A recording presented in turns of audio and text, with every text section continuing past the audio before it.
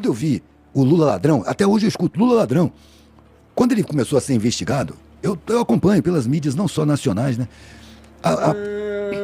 A investigação tinha a polícia israelense, tinha o FBI, que inclusive teve no Brasil, junto com a Polícia Federal, tinha a Polícia Federal, tinha a Polícia Civil, tudo que é tipo de investigador estava investigando não só o Lula, mas todo mundo que estava em volta dele. Não acharam nada, o cara foi preso sem prova, mano. Por convicção. Uma aberração jurídica que repercutiu no mundo inteiro. E aqui no Brasil, nem o Supremo falou nada. É preciso pensar que força calou o sistema jurídico brasileiro diante de aberrações jurídicas, de crimes claros, como de uma presidente que não cometeu crime nenhum, que o vampiro declarou recentemente que é honestíssima. Foi ou não foi? Né? O cara foi preso por um apartamento que não era dele, que foi provado que não é era honestíssimo. Eu não sei, mano, ela não tem talho pra política não, mano. A Dilma é economista. Ela não aturava a corrupção de jeito nenhum, ela botava pra fora. Eu gostei de várias historinhas assim dela botar o cara pra fora do gabinete dela. Por isso que o Congresso derrubou ela. Por isso que o Eduardo Cunha colocou, era uma chantagem, ele queria impor o orçamento secreto naquela época. A Dilma vetou. Aí ele pegou um pedido de impeachment e pautou. Agora tem 170 pedidos de impeachment, não aparece nada. O Lula ficou preso por um apartamento que não era dele, por um sítio que também não era dele. E o cara agora aparece com centenas de imóveis, 107, metade comprado com dinheiro vivo, mano. Eu vi aquele delegado Saraiva comentando, é muito engraçado, velho, que isso aí se aprende no começo do curso de polícia, que transação alta com dinheiro vivo é dinheiro sujo. Sacou? Não existe você levar pacote de dinheiro pra comprar um imóvel. 51 imóveis foram comprados com dinheiro vivo e ninguém fala nada. Não cai. Por quê? Porque tá de acordo com o mercado. E agora a gente entendeu porque que ele inventou a nota de R$200, né? No primeiro ano de governo, pra facilitar. Diminui o volume à metade. Sabe? A coisa é muito evidente, parceiro. Mas, porra, é que eu tenho muita dificuldade em realmente acreditar que, por mais que a gente não tenha... É foda, assim, porque teve várias aberrações mesmo no processo e tal. Mas acreditar que aquele sítio lá...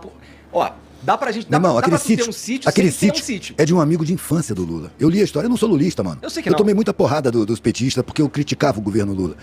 Mas o sítio não era dele, era do amigo de infância, velho, que adorava, que eles se adoravam desde pequenos. E o Lula ia lá visitar e passar lazer dele, tinha um laguinho, ele botou uns pedalinhos pra brincar com os netos. Sacou? Compara com as atitudes desse de agora, velho. Por que ele não cai? Porque tem a proteção do mercado. O que derrubou o Lula, mano, foi botar preto, pobre, periférico dentro da universidade. Foi matar a fome de 39 milhões de brasileiros, de verdade. Foi ameaçar o sistema a médio e longo prazo, criando um povo com mais senso crítico, ou menos alienado, se você quiser. Investindo em educação de verdade. Como o Brizola, mano, foi atacado e odiado por isso também. E o Brizola era muito mais elaborado que o Lula. Ele chamou o Darcy Ribeiro. A criança entrava na escola às 7 horas da manhã, saía às 7 horas da noite. Ela entrava, comia, estudava, lanchava, estudava, almoçava, de tarde ela tinha atividades lúdicas, ela tinha poesia, ela tinha lutas, ela tinha esporte, ela tinha teatro, ela tinha música. No CIEP do Rio. Eu fui morar no Rio quando o Brizola era governador, mano. Não tinha mendigo na rua, não tinha criança abandonada na rua, não tinha desabrigados, mano. O Brizola tomou várias atitudes super coerentes e sociais e ele foi odiado pela elite. Tu foi morar no Rio já depois de sair de casa? Depois que eu tava com filho, mano. Tá. Vim morar no Rio, já tinha 2 filhas, já. Tava na rua um tempão. Expunha. A guarda municipal não enchia o saco. Sacou? A guarda municipal aparecia no sábado pra pegar R$10 de cada um. Daquele monte de camelôs. Eu expunha no meio dos camelôs. Eu não gostava mais de feira de artesanato porque era muita fofoquinha. E a guarda municipal não perturbava, velho. Não perturbava. E criou uma cumplicidade com os trabalhadores informais. Quando vinha uma ordem por pressão da associação comercial, que odeia camelô, né? Camelô, velho, nada mais é do que o cara que não tem um emprego e tá se virando pra sobreviver. Eu concordo, eu sei Sacou? disso. Então criou uma cumplicidade que quando tinha uma operação forçada pela pressão da associação comercial, o Rapa vinha no dia anterior e avisava todo mundo, amanhã não vem não, porque vai ter operação. Sacou? Existia uma cumplicidade. Brizola proibiu a polícia de subir no morro, mano. Tá subindo, ele falava assim, o policial não sabe respeitar o pobre. Não sabe respeitar as pessoas que moram nas favelas. Então, para ter operação, só pode ser de 6 da manhã às 6 da tarde, com o comandante do batalhão presente. Fora disso, não, a polícia não pode entrar em morro. Pô, deu paz, mano. Deu paz. E eu, mas o tráfico vai ficar à vontade. Ninguém obriga ninguém a comprar droga. Ninguém obriga ninguém a comprar. Quem vai lá comprar, tá indo por conta própria. Então, deixa os meninos fumar, deixa os meninos cheirar. O sotaque do Brizola. Tem paz social ali. E ainda com os CIEPs, velho, era um investimento a médio e longo prazo. Aí o Brizola fez um governo, perdeu a reeleição. Aí passou um governo de inimigo. Não, acho que não era reeleição, ele não conseguiu eleger o candidato dele, na época não tinha reeleição. Aí entrou um político convencional. Começou a detonar os CIEPs. Ele tinha feito, acho que 130 CIEPs. O cara entrou e detonou geral, velho. Detonou geral. Aí o Brizola foi reeleito. Aí ele fez 500 CIEPs. Espalhou, fez a fábrica de CIEPs. Ele fabricava os blocos de concreto e montava, mano. Eu lembro de ver as carretas passando e os guindastes colocando. Em um mês, tinha uma escola para 600 crianças, 1000 crianças, sacou? O Sambódromo. Foi o Brizola que no governo do Brizola que foi construído. A Globo bateu o tempo todo. Corrupção, corrupção, corrupção. É uma festa de preto, é uma festa de pobre. O carnaval já era uma apoteose. Ele fez o Sambódromo. Chamou o Darcy Ribeiro Niemeyer, dizendo assim, olha, eu tô fazendo uma obra monumental. Agora, não pode, ele só vai ser usado 4 dias do ano. Tem que dar uso o ano inteiro, não dá pra meter uma escola aí. Aí debaixo das arquibancadas fizeram escola pra 2.000 crianças, velho. Eu tive um amigo que trabalhou no CIEP do Sambódromo. 2.000 crianças, psicólogo, médico, dentista, tudo lá dentro, mano. Dando um aparato social pra criança de favela. A criança entrava às 7 da manhã, saía às 7 da noite, de barriga cheia, banho tomado, dente escovado. Criou o ódio, mano, na elite dominante. Tá o quê? Tá preparando os pobres pra resistir à nossa exploração? Esse é o papo não dado, mas que tá lá, é real.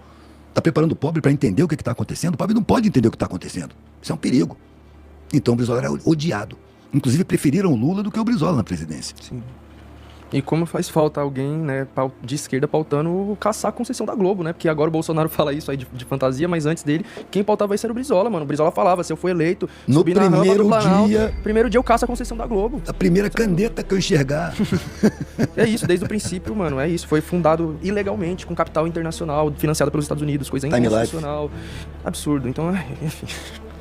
Bom, tá aí um... Bom. Veio no rastro do golpe de 64. Exato. Que era, a TV Globo era uma TVzinha local, mano. A Excelsior era maior, a Tupi era maior, tinha várias TVs maiores que foram todas derrubadas porque não foram a favor do golpe. No dia seguinte ao golpe, no dia 2 de abril, que o golpe foi 1º de abril, eles falam 31 de março porque 1º de abril fica ridículo pra eles.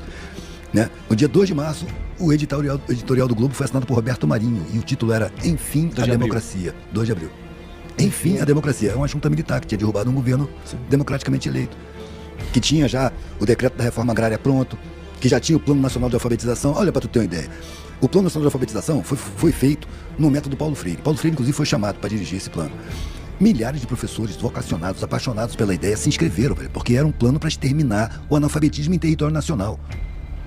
Sacou? Quando os militares derrubaram João Goulart, essa lista de milhares de professores foi transformada em lista de subversivos e começaram a perseguir.